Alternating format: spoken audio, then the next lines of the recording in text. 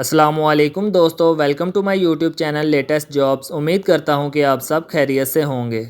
दोस्तों, एनटीएस में आने वाली जॉब्स में अप्लाई करने के लिए एनटीएस में रजिस्ट्रेशन कैसे करते हैं और फॉर्म फिल करने से लेकर फ़ीस जमा करवाने और एनटीएस ऑफिस भिजवाने तक मुकम्मल मालूमात आपको इस वीडियो में दी जाएगी, इसलिए वीडियो को स्किप किए बगैर एंड तक लाजमी देखिएगा। अगर आपने अभी तक मेरे चैनल लेटेस्ट जॉब्स को सब्सक्राइब नहीं किया तो जल्दी से सब्सक्राइब कर लें और साथ में मौजूद बेल आइकन पर क्लिक कर लें ताकि इस तरह की मज़ीद वीडियोस के नोटिफिकेशन आपको मिलते रहें। तो चलिए जल्दी से वीडियो को शुरू करते हैं।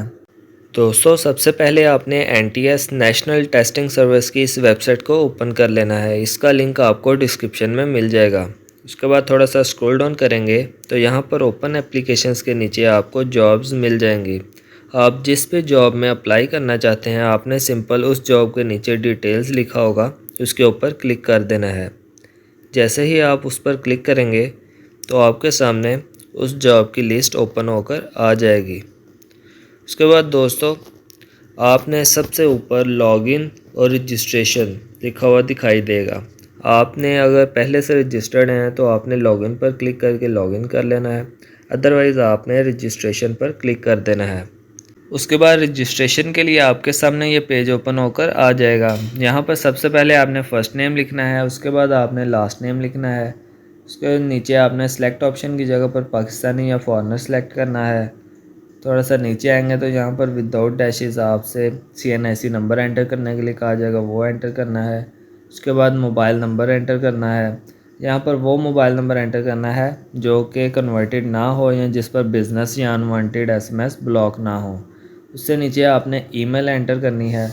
दोस्तों, जैसे ही आप मोबाइल नंबर और ईमेल एंटर करेंगे तो आपकी सिम पर एक OTP नंबर सेंड होगा। आपने वो यहाँ पर कंफर्मेशन के लिए नंबर एंटर कर देना है और आपकी ईमेल पर एक वेरिफिकेशन कोड जाएगा, वो भी आपने यहाँ पर एंटर करके ईमेल वेरीफाई कर देनी है। उससे नीचे आपने पासवर्ड एंटर करना है और कंफर्म पासवर्ड पर वही पासवर्ड दोबारा एंटर करके उससे नीचे आई एग्री वाले चेक पर क्लिक करके आपने साइन अप पर क्लिक कर देना है, तो आपकी रजिस्ट्रेशन हो जाएगी।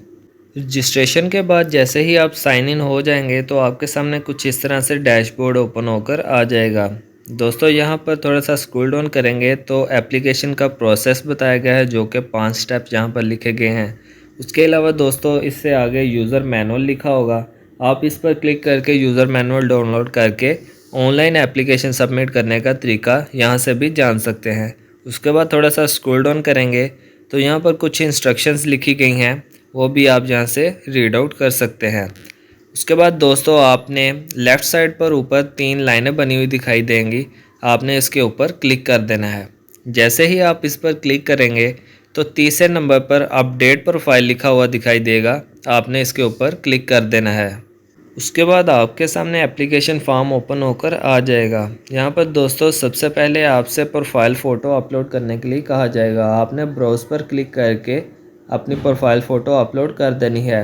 उसके बाद आपसे CNIC की फ्रंट फ़ोटो अपलोड करने के लिए कहा जाएगा।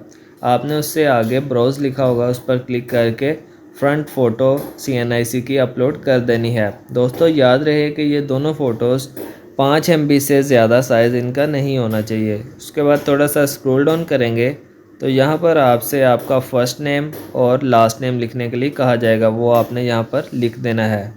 उसके बाद दोस्तों, CNIC नंबर और ईमेल यहाँ पर आपकी पहले से ही लिखी होगी। उससे आगे आपने अपना फादर नेम लिखना है, डेट ऑफ बर्थ लिखनी है। उससे नीचे आपको मुस्तकिल पता लिखने के लिए कहा जाएगा, आपने वो यहाँ पर लिख देना है। उसके बाद पोस्टल एड्रेस, डाक का पता यहाँ पर आपने एंटर करना है। उसके बाद नीचे आपको सेम एज़ पोस्टल एड्रेस लिखा हुआ दिखाई देगा। अगर आपका डाक का पता और मुस्तकिल पता सेम है तो आपने इस पर क्लिक कर देना है। उसके बाद नीचे आपका मोबाइल नंबर पहले से ही लिखा हुआ होगा। उसके आगे आपने एक अल्टरनेट मोबाइल नंबर अगर आप देना चाहते हैं तो आपने यहाँ पर वो लिख देना है। उसके बाद नीचे आपसे डोमिसाइल का सूबा, डोमिसाइल का ज़िला, जिन्स आपसे पूछी गई है। उसके बाद खून का ग्रुप पूछा गया है। नीचे आपसे मज़हब, अज़वाजी हैसियत और पेशा आपसे सेलेक्ट करने के लिए कहा गया है, वो आपने यहाँ पर सेलेक्ट कर देना है। उसके बाद थोड़ा सा स्क्रॉल डाउन करेंगे तो यहाँ पर आपसे डिसेबिलिटी के बारे में पूछा जाएगा। अगर आपके पास मजदूरी का सर्टिफिकेट है तो आपने येस पर सेलेक्ट कर देना है। जैसे ही आप येस पर सेलेक्ट करेंगे तो आपसे सर्टिफिकेट अपलोड करने के लिए कहा जाएगा। यहाँ पर आपने ब्राउज पर क्लिक करके PNG फाइल में इमेज अपलोड करनी है जो कि 64 KB से बड़ी नहीं होनी चाहिए। उसके बाद दोस्तों यहाँ पर आपसे पूछा गया है कि आपको कोई असिस्टेंट यानी मददगार रिक्वायर्ड है। अगर है तो आपने यस पर सिलेक्ट कर देना है। जैसे ही आप यस पर सिलेक्ट करेंगे तो आपसे यहाँ पर मददगार की किस्म पूछी जाएगी।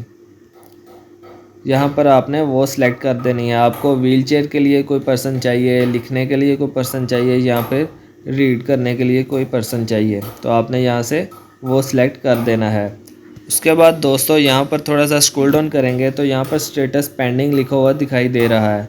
जब यहाँ पर वेरीफाई लिखा हुआ आ जाएगा तो आपको फ़ी पे नहीं करनी होगी, अदरवाइज़ आपको चालान फ़ी पे करनी होगी।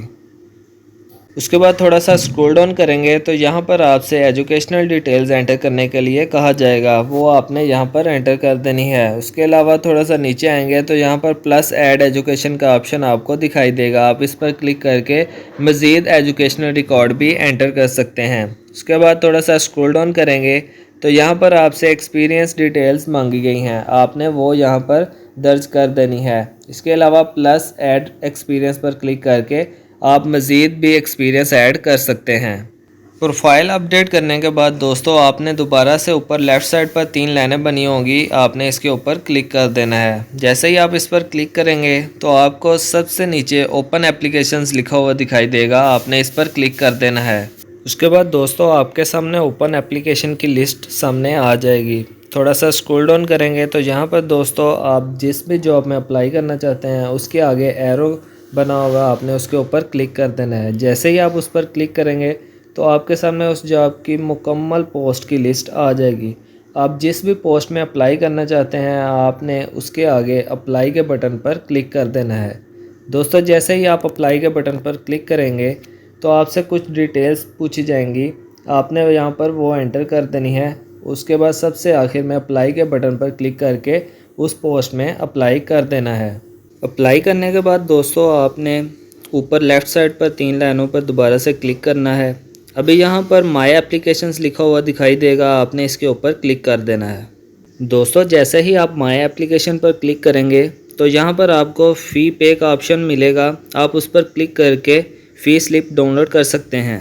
दोस्तों फ़ी स्लिप कुछ इस तरह से दिखाई देगी। चालान फ़ी पे करने के बाद आपने वापस बैक आ जाना है। उसके बाद दोस्तों यहाँ पर आपको पेमेंट स्टेटस के नीचे अनपेड लिखा हुआ दिखाई देगा। जैसे ही यहाँ पर पेड लिखा हुआ आ जाएगा तो आपको एप्लीकेशन फॉर्म डाउनलोड का ऑप्शन मिल जाएगा, वहाँ से आप एप्लीकेशन फॉर्म को डाउनलोड कर सकते हैं। इसके अलावा दोस्तों जॉब में अप्लाई करने की आखिरी तारीख से पहले अगर आपकी कोई भी मिस्टेक एप्लीकेशन में हुई है और आप उसको क्लियर करना चाहते हैं तो आप यहाँ पर अपडेट एप्लीकेशन WRT प्रोफाइल लिखा हुआ दिखाई देगा, आप उस पर क्लिक करके अपनी एप्लीकेशन की मिस्टेक क्लियर कर सकते हैं। सबसे आखिर में दोस्तों आपने एप्लीकेशन फॉर्म और पेड स्लिप का प्रिंट आउट ले लेना है और आपने इसको स्क्रीन पर दिखाए जाने वाले एड्रेस पर पोस्ट कर देना है। मिलते हैं इंशाल्लाह एक और वीडियो में, तब तक के लिए अपना ख्याल रखिएगा। अल्लाह हाफिज़।